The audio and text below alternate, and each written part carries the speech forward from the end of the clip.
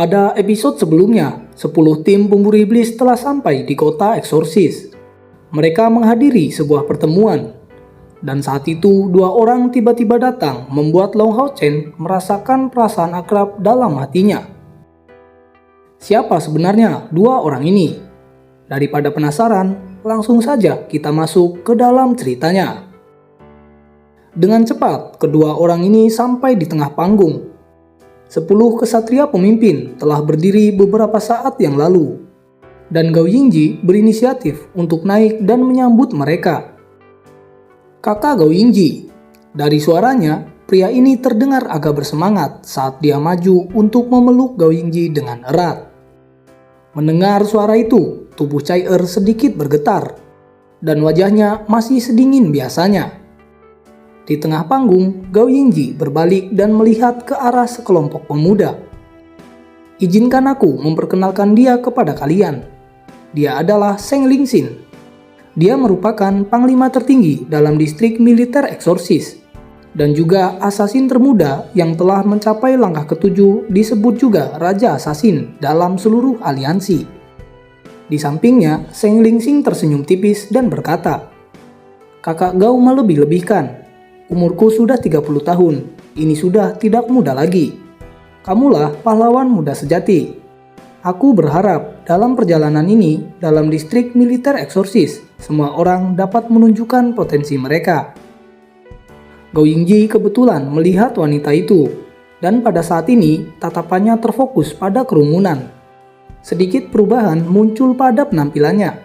Penampilan ini dipenuhi dengan kesedihan, kerinduan, dan beberapa hal lainnya. Orang ini adalah pemimpin resimen penyihir kota Eksorsis dan kepala aula dari kuil penyihir kota Eksorsis, Master Sihir Lan Yanyu. Seng Lingxin dengan ringan menyentuh Lan Yanyu yang tampak kusam. Baru kemudian dia bereaksi, mengangguk kepada semua orang di bawah. Namun itu tidak mengatakan apa-apa. Penampilannya tetap sama dari awal sampai akhir. Di sisi lain, Long Hao Chen memperhatikan perubahan ini. Karena tampilan Lan Yanyu sebenarnya berorientasi ke arahnya. Seng Lingxin dan Lan Yanyu duduk di kursi di tengah panggung. Dan Seng Lingxin lalu berkata dengan nada yang dalam, "Semuanya, selamat datang di kota Eksorsis. Sebelum memberikan misi kepada kalian semua, pertama-tama aku akan memberitahu situasi saat ini dari distrik militer Eksorsis. Aku sangat berharap ketika waktunya kalian untuk pergi, kalian akan berada dalam kondisi yang baik. Dan kemudian kembali dengan poin kontribusi penuh. Distrik militer Eksorsis mengendalikan seluruh area, termasuk seluruh pegunungan Eksorsis. Dari utara ke selatan sejauh 1650 km. Medan pegunungan ini memanjang secara vertikal, membuat sebagian besar distrik militer Eksorsis sangat sulit untuk diserang. Dan memungkinkan kami untuk memblokir iblis-iblis ini. Dan karena ini, aliansi menjadi stabil, dan kami masih tetap hidup. Dalam pertempuran melawan iblis nanti, kalian tidak akan memiliki hak istimewa apapun. Membunuh musuh tidak hanya akan memberi kalian poin kontribusi, tetapi juga akan menjadi satu-satunya cara bagi kalian untuk dipromosikan dalam ketentaraan. Semakin tinggi jumlah poin kontribusi yang dimiliki oleh sebuah tim, maka akan semakin penting misi yang akan diterima. Dalam rentang waktu 3 bulan, level manapun yang akan kalian capai akan bergantung pada upaya kalian sendiri. Dan kalian harus ingat, jika ada anggota tim yang meninggal, tim pemburu iblis tersebut akan dibubarkan dan poin kontribusi akan diambil kembali. Di medan perang, kekuatan individu tidak terlalu penting. Bekerja sama sebagai tim merupakan satu-satunya cara untuk bertahan hidup. Konferensi berlangsung singkat. Setelah pidato dari Seng Lingxin selesai, 10 petugas datang dari luar. Mereka adalah 10 komandan batalion. Masing-masing dari mereka memimpin tim pemburu iblis ke dalam kamp tentara. Tentu saja mereka tidak akan membuang waktu karena para pendatang baru telah tiba. Kelompok Long Hao Chen ditugaskan pada batalion pertama. Komandan batalion adalah seorang pria parubaya dengan penampilan luar yang agak mirip dengan Gao Yingji. Lalu orang ini berkata dengan suara yang keras, Kalian semua adalah elit aliansi. Aku merasa sangat tersanjung bahwa kalian telah masuk ke dalam batalion pertama. Meskipun itu hanya sementara bergabung dengan batalionku. Aku adalah komandan batalion dari batalion pertama. Kalian bisa memanggilku Jang Hairong. Mendengar itu, Long Hao Chen lalu berkata, Komandan Batalion Jang, Anda terlalu rendah hati. Prajurit kota eksorsis semuanya adalah pahlawan yang menjaga negara. Suatu kehormatan bagi kami untuk bisa masuk ke dalam bagian batalion pertama. Mulai sekarang dan seterusnya, kami akan menjadi sekelompok tentara di bawah komando Anda. Sebagai kapten dari tim pemburu iblis pertama, aku bisa menjamin meskipun kami bukan tentara, kami akan mematuhi dengan ketat setiap perintah Anda. Mendengar pernyataan dari Long Hao Chen, Jang Hairong merasa nyaman jauh di dalam. Dia benar-benar tidak menyangka pemuda berusia 10 tahun ini benar-benar akan bertindak dengan cara yang sesuai. Deklarasi Long Hao Chen bukanlah sesuatu yang dia pikirkan sendiri. Sebelumnya, Gao Yingji telah memperingatkannya tentang bagaimana harus bertindak saat masuk ke dalam militer. Dengan pernyataan yang baru saja dia sampaikan, niscaya akan semakin mudah bagi tim baru ini untuk berbaur dengan para prajurit. Jang Hairong tertawa terbahak-bahak dan dia menjawab, Kapten Long, kamu terlalu rendah hati. Dengan orang tua sepertiku, kesopananmu tidak diperlukan. Mulai sekarang dan seterusnya, tim kalian akan bertindak sebagai tentara baru. Tugas kalian hanya untuk mengikutiku dalam menyerang musuh.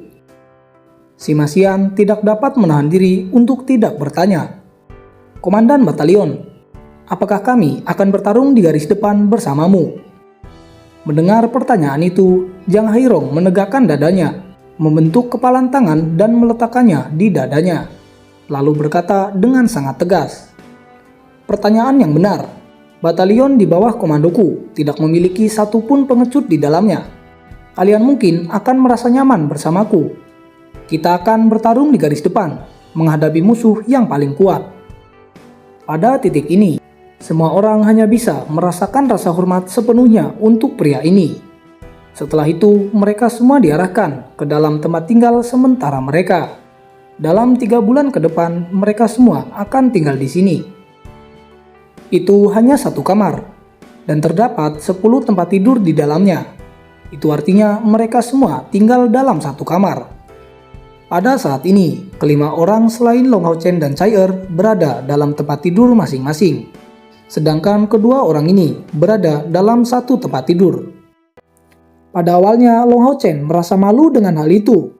Namun karena Chai memaksanya, dia sama sekali tidak bisa menolak. Menyadari tatapan di sekitarnya, Chai segera mengambil beberapa selimut dan tongkat kayu untuk menutupi tempat tidurnya agar tidak terlihat dari luar. Melihat itu, anggota lainnya saat ini hanya bisa menahan rasa iri di dalam hati mereka. Ditambah lagi, mereka sekarang tidak bisa melihat kedua orang ini.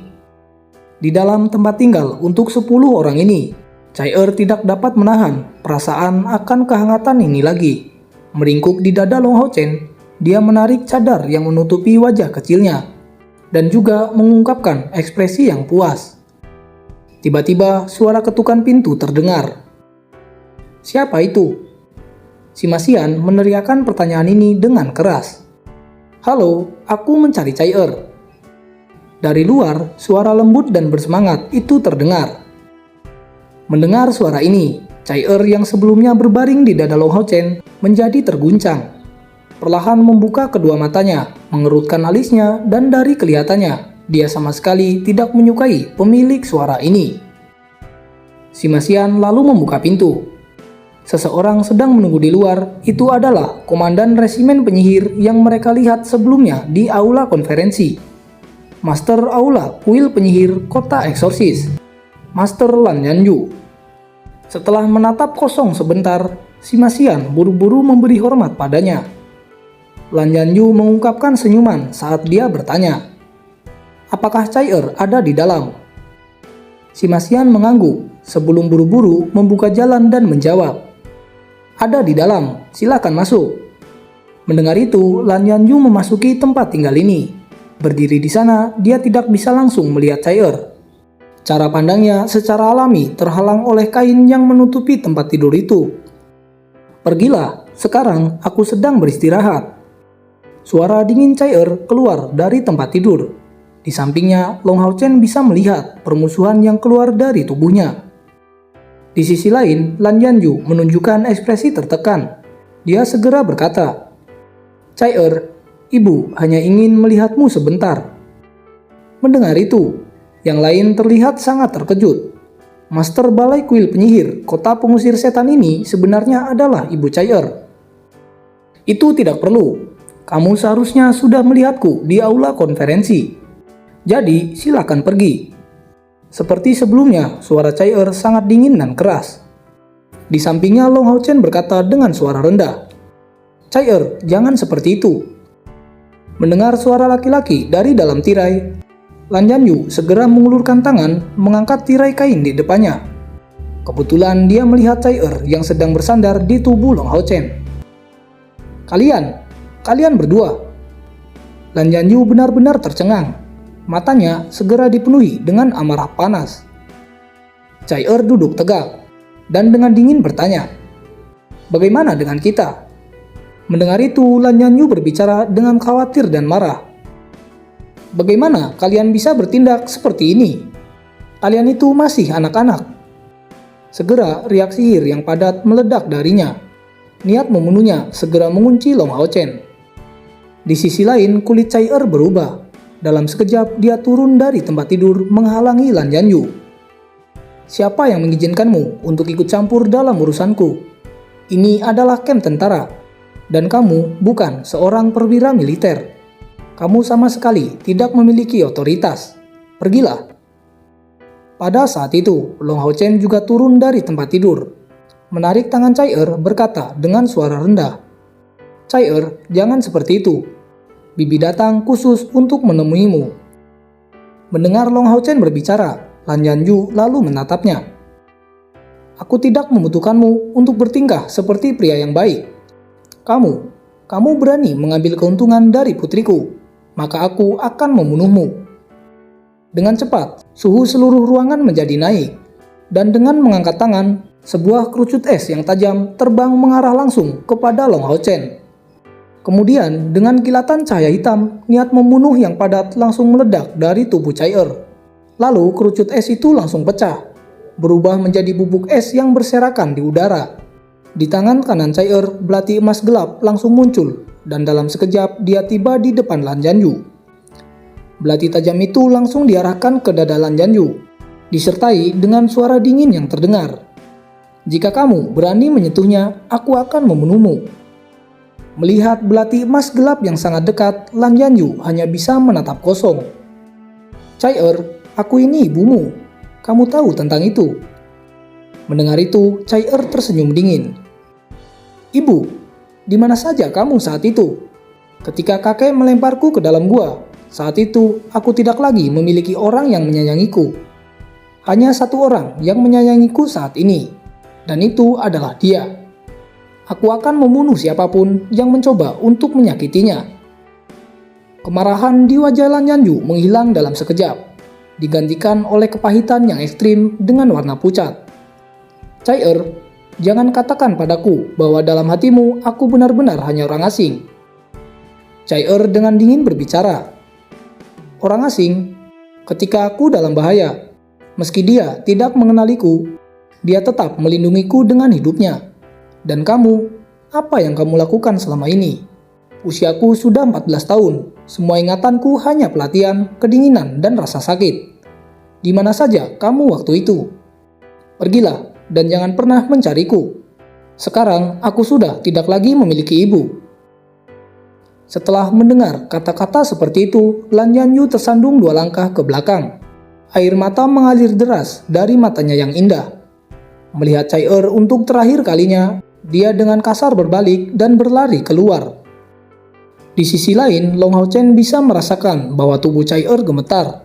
Dengan ringan meraih tubuh lembutnya, Long Hao Chen tidak tahu harus berkata apa, dan hanya bisa menghangatkannya dengan tubuhnya sendiri.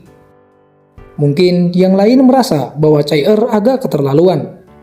Tetapi semua orang bisa membayangkan perasaan yang dia rasakan. Chai-er lalu berbalik dengan erat menarik dirinya ke arah Long Hao Chen.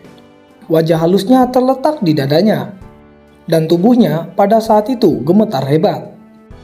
Melihat itu, Long Hao Chen memeluk erat. Dia juga merasakan sakit di hatinya. Setelah dia mengetahui tentang masa lalu Chai-er, dia menjadi sangat menyayanginya. Tiba-tiba, suara logam yang menusuk telinga terus-menerus terdengar dari luar.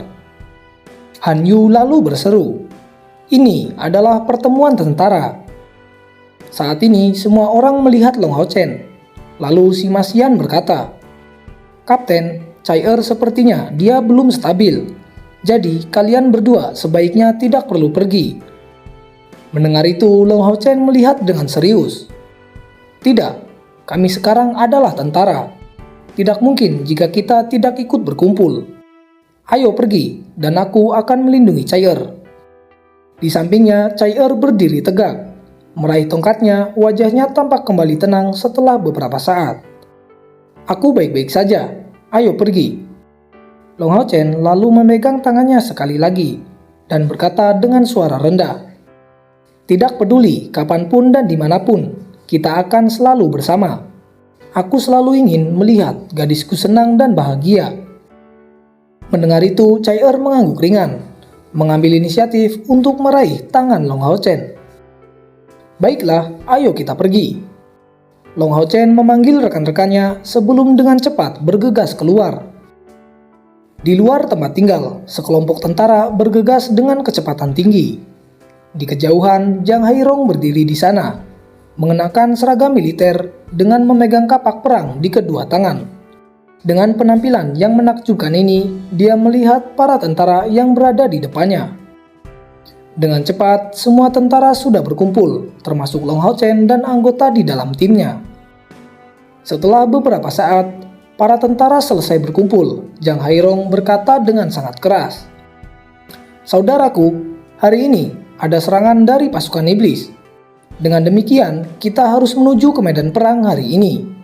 Sekarang kita akan berangkat." Mendengar pernyataan itu, sekelompok tentara segera mengangkat senjata mereka dan segera bergegas pergi buru-buru menuju ke perbatasan. Jang Hairong memimpin mereka di depan, membawa sepasang kapak diikuti oleh kelompok Long Hao Chen. Setelah beberapa saat, mereka tiba di perbatasan kota pengusir setan di bawah pimpinan Jang Hairong. Dari sana, teriakan, jeritan, benturan, dan suara logam yang keras terdengar terus-menerus di sekitar mereka. Setelah akhirnya sampai ke medan perang untuk pertama kalinya, Long Hao Chen merasa kegembiraan di tengah kegugupannya. Di luar tembok setebal 100 meter, sebagian besar persediaan ditumpuk. Diiringi teriakan tak henti-hentinya, darah terus mengalir keluar di garis depan medan perang. Jang Hairong bergegas ke depan. Ketika tiba-tiba, iblis bilaganda setinggi sekitar 1,5 meter telah tiba, mengacungkan dua kaki tajamnya ke salah satu tentara yang mempertahankan kota. Melihat itu, Jang Hairong melolong dengan marah, melesat ke depan menggunakan kaki kirinya sebagai penyangga, sepasang kapaknya menebas ke depan. Dengan suara tabrakan, iblis bilaganda itu pecah berkeping-keping. Para tentara dari batalion pertama dengan cepat menuju ke depan lokasi penting tembok kota. Sebagian dari mereka melawan musuh, sementara sebagian lagi membantu batalion ke-6 dalam mengevakuasi orang yang terluka. Seluruh proses dilakukan dengan rapi dan teratur. Pada saat itu, Jang Hairong tiba-tiba merasakan seluruh tubuhnya memanas. Semangat juangnya meningkat dan energi spiritual di tubuhnya menjadi semakin ganas. Dia menundukkan kepalanya, menemukan ada cahaya putih beriak di seluruh tubuhnya. Dalam sekejap, Long Hao Chen telah tiba. Dengan armor roh suci, tubuhnya mendistribusikan cahaya putih ini. Bukan hanya dia, semua anggota tim pemburu iblis pertama ini telah membuat persiapan mereka untuk bertempur. Berdiri di sisi Jang Hairong, Long Hao Chen melihat keluar kota. Dia dapat melihat bahwa iblis ada di mana-mana, mengitarinya dari semua sisi, dan bagian utama dari pasukan musuh terdiri dari iblis bila ganda. Jang Hairong lalu bertanya pada Long Hao Chen, apakah kamu seorang kesatria penjaga?" Long Hao Chen lalu mengangguk. Setelah itu Zhang Hairong kembali berkata, "Ikutlah bersamaku menyerang musuh. Semakin banyak yang kita bunuh, itu semakin baik." Mendengar itu, Long Hao Chen mengangguk sekali lagi, lalu berbalik untuk melihat rekan satu timnya. Wang Yuanyuan lindungi Yinger, Sima Xian lindungi Lin Xin, dan Han Yu persiapkan penyembuhan. Kita harus bertarung dengan bekerja sama. Setelah mengatakan itu, kabut emas keluar di sekitar Long Hao Chen. Dengan cepat, kabut emas itu mengelilingi tubuh semua orang. Pada saat ini, Long Hao Chen sedang menampilkan kemampuan dukungan yang tangguh. Pada saat yang sama, dia mengarahkan pedang roh suci ke depan. Sebuah cahaya putih melesat, dan iblis bila ganda yang terkena cahaya itu segera jatuh kehilangan nyawanya. Di sampingnya, Sima Xian setelah mendapat dukungan dari Long Hao Chen, tongkat di tangannya melambai, dan tanpa menggunakan kemampuan apapun, kekuatan fisiknya yang hebat meletus. Dengan setiap potongan tongkatnya, kepala dari iblis bila ganda diledakkan dan berubah menjadi beberapa potongan. Di sisi lain, keberanian Wang Yuanyuan bahkan lebih besar dari Sima Xian. Gadis ini langsung melompat ke depan. Dengan melambaikan perisai jiwa ilahi, dia menyapu sekelilingnya. Dengan cepat, tidak ada iblis bila ganda yang tersisa di arah mereka. Para tentara yang melihat anak-anak ini benar-benar tercengang. Mereka tidak tahu harus berbuat apa. Di sisi lain, Zhang Hairong juga tercengang. Itu benar-benar pantas disebut tim pemburu iblis pertama. Ini merupakan pertempuran pertama mereka, tetapi itu tidak mempengaruhi semangat mereka sedikit pun.